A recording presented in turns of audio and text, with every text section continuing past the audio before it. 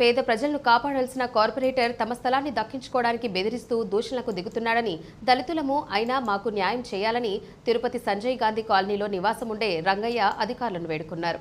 శుక్రవారం తిరుపతి ప్రెస్ క్లబ్లో విలేకరుల సమావేశంలో ఆయన మాట్లాడారు. మేము ఇక్కడ వచ్చి కూలి పని చేసుకుంటా ఉన్నాం. ఇక్కడ కబ్జాలు ఎక్కువ జరుగుతూ ఉన్నాయి. మా ఇల్లు కల్లా ఇక్కడ కొన్నాము. కొంటే వాళ్ళు వచ్చి వాళ్ళన్న కార్పొరేటరు సింగాలగుంట నరేంద్ర బ్రిటిష్ వచ్చి 3 ఏళ్ళుగా ఏది ఇస్తూ ఉన్నారు.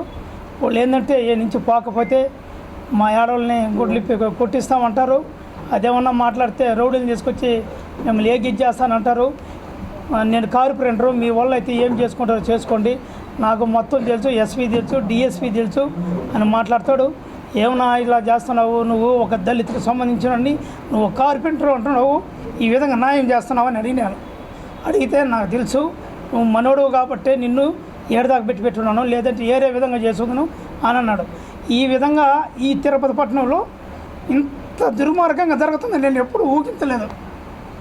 నేను బిడ్డలు పెట్టుకొని నేనుంటే నేను లేదు చూసేది, వచ్చేది ఆడవాళ్ళ మీదకి ఎట్టంటే అట్ట మాట్లాడేది, మీ కథ చూస్తాననేది, అటుబయట వచ్చేది, వెనకనే బడి బాల్ ఆ తాగేసి వచ్చి 1 గంట రేతుల్లో కూడా మమ్మల్ని నా బిడ్డలు మమ్మల్ని నిలబెట్టి వాళ్ళు మధ్యస్థాలు చేశారు.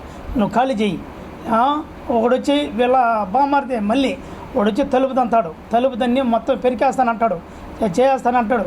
వీళ్ళ విధంగా చేస్తూ ఉంటే మేము డబ్బు 9 లక్షల రూపాయలు ఇల్లు గల ఆయన కట్టాము, మాకు ఆయన 5.5 అంకణం ఇచ్చాడు, ఇదో కావాలంటే పత్రం ఉంది వచ్చి చూసుకోండి అంటే, ఓడెవడికో ఇచ్చావు, నా తావు నాది, నీకు ఎవడైంది తెలివిదా, ఏం మాట్లాడుతున్నావు నువ్వు, నీ వల్ల ఏం చేసుకుంటావు చేసుకో, ఏం పీక్కో నాకు అన్నీ తెలుసు అని అన్నాడు.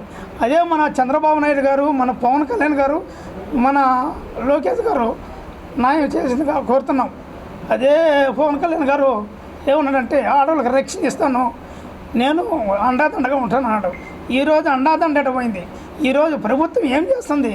ఈరోజు ఆయన శ్రీనివాసం మన ఎమ్మెల్యే గారు కాడ నరేంద్ర పోయి ఆయనతో కూడా తిరుగుతున్నాడని ఈరోజు నరేంద్ర గారు నోటుకు వచ్చినట్టు మాట్లాడుతున్నాడు. ఆయన ఇష్టమైంది ఏం చేసుకుంటావో చేసుకో అంటున్నాడు. ఇట్లా మమ్మల్ని చేసేది ఒక పేద కుటుంబరాన్ని నేను కూలి చేసుకుంటా, నేను అంతో ఎంతో సంపాదించుకొని నా బిడ్డలు చిన్న బిడ్డలు చదివించుకుంటా నేను ఉంటే ఈ విధంగా ఇంకెవరు పేదోడు పైకి రాకూడదా? పేదోడు ఇదే విధంగా కిందకు పోవాల్సిందనా? పేదోడిని అదరగొట్టాల్సిందనా? పేదోడిని కిందకు దొక్కాల్సిందనా?